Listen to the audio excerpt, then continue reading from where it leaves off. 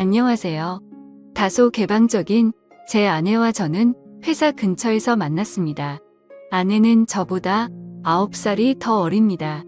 처음은 근처 다른 회사 비서 면접을 보러 왔다가 아내가 회사 근처에서 점심을 먹고 있었어요. 첫눈에 반해서 말을 걸게 되었고 우리는 그렇게 인연이 시작되었습니다. 우연치 않게 만나게 되어 짧은 연애 기간을 거쳤고 바로 결혼을 하였습니다. 그야말로 초고속으로 결혼을 한 거였죠. 결혼할 때 장모님께서 요즘에는 10살 정도 차이 나는 커플들은 많이들 있기도 하고 잘들 사니까 크게 문제될 거라는 생각은 없다며 허락해 주셨어요. 장모님은 어린 나이에 사고를 쳐서 제 아내를 낳게 되었고 장인 어른은 일찍 돌아가셨다고 하더라고요. 힘든 와중에도 자신과 아이를 포기하지 않고 열심히 사셨다고 들었습니다. 아내와 결혼을 하고 순탄한 가정 생활을 지내다 결혼 2년차가 다 되었을 때 제 아내는 임신을 하게 되었습니다.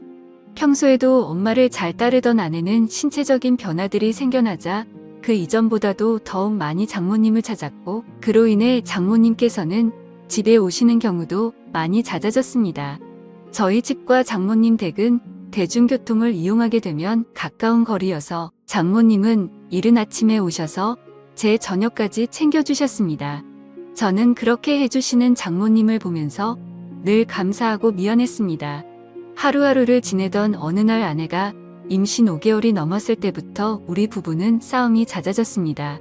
저희 회사는 성인용품업이라 일의 특성상 개방적이기도 하고 직원들도 옷차림이 최애로웠는데요. 제가 야근을 하는 날이면 임신한 자신을 두고 늦게 들어온다고 화를 내고 사장이라는 자리이기 때문에 가끔은 직원들 회식을 잠시라도 참가해야 함에도 회식을 못하게 하는 등 정말 회사 일부터 집안일까지 사소한 것들 하나하나 시비를 걸더라고요. 결혼 전에는 제가 사장이니까 직원들에게 이렇게 해줘야 한다, 저렇게 해줘야 한다라며 제게 많이 내조를 해줬었던 아내인데 갑자기 이렇게 달라지고 이제는 직원들 챙길 시간이 어디 있냐며 오히려 성질부터 내는 겁니다. 저도 마음이 많이 지쳤고 나름대로 힘들어서 술로 매일매일을 지내왔습니다. 그런 모습들을 장모님이 가장 가까이에서 지켜보고 계셨었죠. 그러던 어느 날 제가 퇴근하고 집으로 돌아오자 장모님께서는 피곤하지 않으면 집까지 데려다 줄 수 없겠냐고 하시면서 조심스레 말씀을 건네시는 겁니다. 동시에 제 아내에게 박서방을 데리고 가서 집에 무거운 물건들 위치를 좀 바꾼다고 말씀을 하시더라고요. 그리고 저녁 먹이고서 집으로 돌려보내겠다고 하시더군요. 아내는 알겠다며 올 때 아이스크림을 사오라고 했습니다. 짐을 옮기려고 장모님을 모시고 출발했습니다. 가는 도중에 장모님과 이런저런 이야기를 많이 했습니다. 저는 평소에도 장모님이 미혼모였다는 사실을 알게 된 후부터 아내를 바르게 잘 키우셨다는 생각에 존경스러웠습니다. 그 이야기를 하자 장모님께서 갑자기 왈칵 눈물을 흘리시더라고요. 그러시면서 미혼모가 어떻게 되었는지에 대한 얘기들을 해주셨어요. 혼자서 딸을 키우면서 쌓아둔 많은 얘기들을 해주셨습니다. 저는 그런 장모님을 보면서 어린 나이 때부터 마음고생이 심하셨겠구나 생각도 들었고 장모님이 이제는 제게 마음을 많이 열어줬구나라는 생각을 하였습니다. 그런 이야기를 듣고 있자니 저도 덩달아 마음이 아프고 여자같이 여린 장모님을 보면서 감정이 묘했습니다. 장모님 댁에 도착하자 무거운 식탁이나 물건들을 선발에 올려달라고 말씀해 주셨고 밑에서 도와주신다며 제 아래에 계셨습니다. 아까부터 묘한 감정에 휩쓸렸던 저는 저도 모르게 아래가 달아올랐고 장모님 눈앞에서 서버렸습니다. 너무 민망해서 가리고 싶었지만 두 팔은 이미 물건을 들고 있어서 다 보셨을 겁니다. 그날은 도망치듯 밥도 안 먹고 집으로 돌아왔습니다. 하지만 그때부터 저희들 사이에는 문제가 생겨났습니다. 점심에 매일 밖에서 음식을 사서 챙겨 먹던 저를 안쓰럽게 생각해 주셨는지 장모님은 도시락을 직접 싸서 제게 가져다 주셨습니다. 제가 운영하는 회사는 저희 집과는 버스로 2정거장 정도 떨어져 있습니다. 처음에는 그런 장모님의 수고스러움에 부담스러운 마음도 있었지만 어느 순간부터는 장모님과 점점 더 가까워졌고 그런 일상들이 당연하게 여겨지더군요. 오늘은 무슨 반찬을 갖다 주실까라는 생각에 빠지는 날들이 점점 더 많아졌습니다. 그리고 그런 나날들을 보내다 보니 제 아내를 모르는 경비분들과 청소이모님들이 사모님께서 이렇게 정성스럽게 도시락을 매일 갖다 주시냐며 사모님이 참 미인이시다라고 하시더군요. 주민분들이 볼 때는 당연히 부부 사이라고 봤을 것 같습니다. 장모님은 저와 나이 차이가 많지 않았고 이모도 훌륭하셨으니까요. 심지어 누가 장모님이 이렇게 매일 같이 도시락을 싸서 직접 갖다 주리라고 상상이나 할까요? 저는 살면서 이런 따뜻한 배려를 받는 건 처음이었고 정말 아내와 장모님의 행동이 비교가 되면서 뭔가 마음이 자연스레 흘러가더라고요. 그렇게 시간은 흘렀고 아이가 태어났습니다. 아이가 나오는 시간이 정말 길어서 아내가 산통으로 정말 고생을 많이 했었습니다. 아내는 그렇게 아이를 낳고 산후조리원에 있었고 그동안 저는 혼자서 집에 있어야 했습니다. 장모님은 집에만 있으면 뭐하냐면서 아내도 케어하고 저녁엔 저희 집에 와서 살림을 해주시겠다고 했습니다. 첫째는 제가 산후조리원에서 밤늦게까지 있다가 집으로 돌아와서 별다른 일이 벌어지지 않았는데 둘째 날부터 결국에는 벌어져서는 안 될 사단이 일어나고야 말았습니다.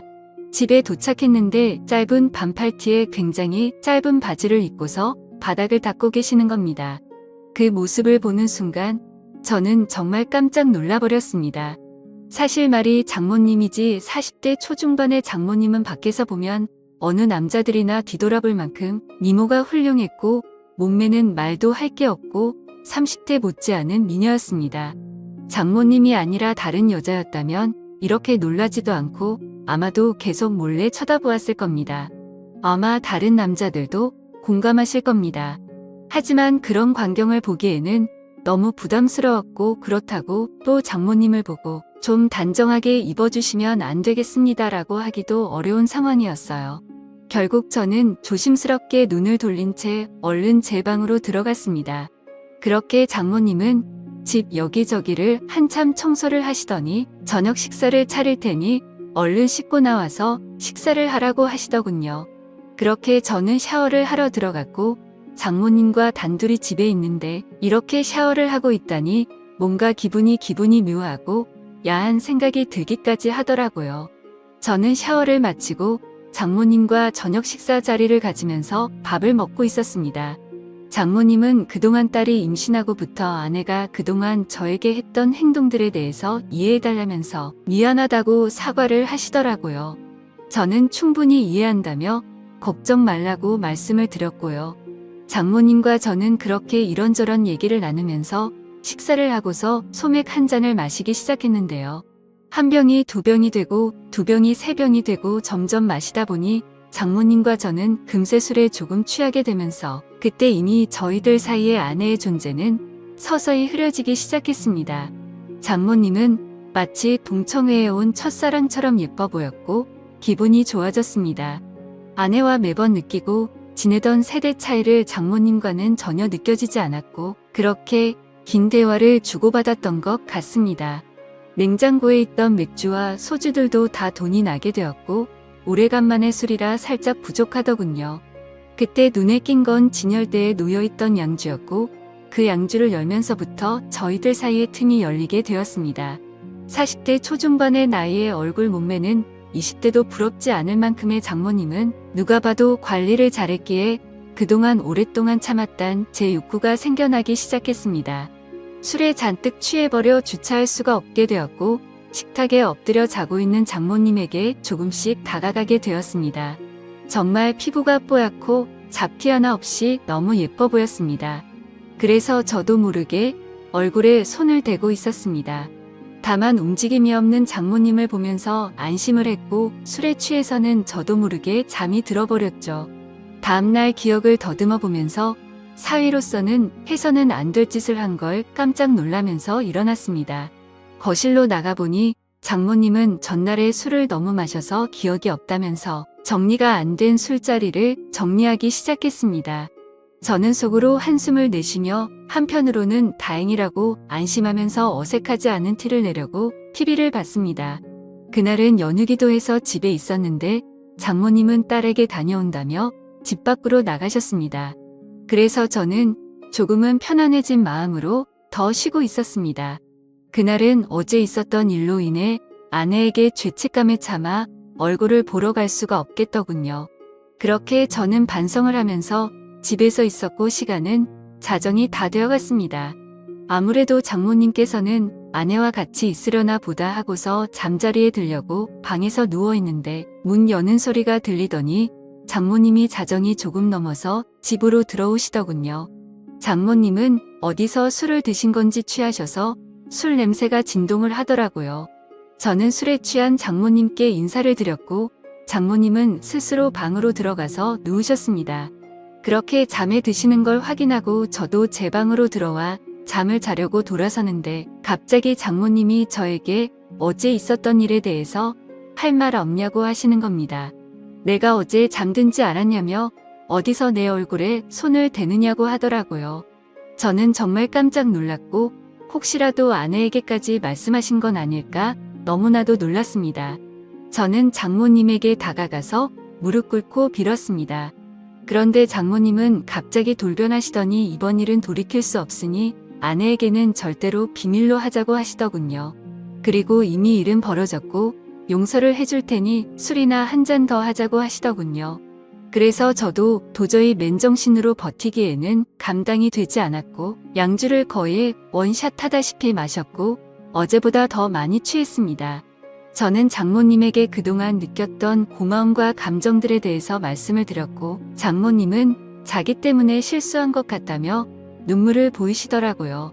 눈물을 닦아드리고 다독여드리다 보니 또다시 분위기가 묘해지면서 결국 장모님과 저는 넘어서는 안 될 선을 넘어버리게 되었습니다. 술에 취해서인지 장모님이 너무 완벽한 여자여서인지 점점 아내에 대한 생각과 죄책감은 사라지고 없어진 것 같았습니다. 그렇게 그날 이후로는 아내에게 가는 시간 외에 집에 있을 때는 저희 둘은 거의 부부와 다름없이 지내게 되었습니다. 서로가 이제는 이름을 부르면서 지내는 지금까지 와버렸고 조금이라도 떨어질 수 없는 사이가 되었습니다. 이렇게 생활을 이어온 지 거의 2주가 다 되어가는 것 같네요.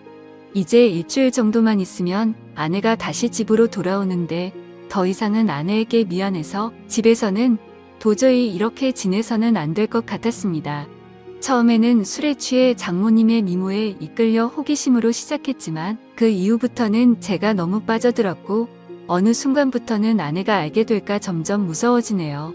태어난 제 아이에게도 너무 미안합니다.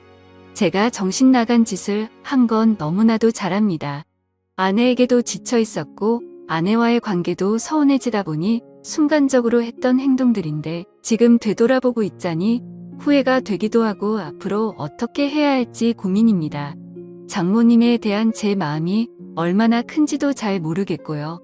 장모님도 아마 저처럼 이런 고민들을 하시지 않을까 싶습니다. 이 비밀이 밝혀지면 두 사람의 관계가 평생 끊어질 텐데 지금처럼 비밀로 지내는 게 최선이 아닐까 생각도 들고 저는 정말 어떻게 해야 할까요? 선명한 말씀 댓글로 남겨주시면 깊이 새겨 듣겠습니다. 오늘의 사연 여기까지입니다. 지금까지 읽어주신 모든 분들 감사합니다. 구독과 좋아요, 알림 설정 눌러주세요. 그럼 모두들 행복한 하루 보내세요.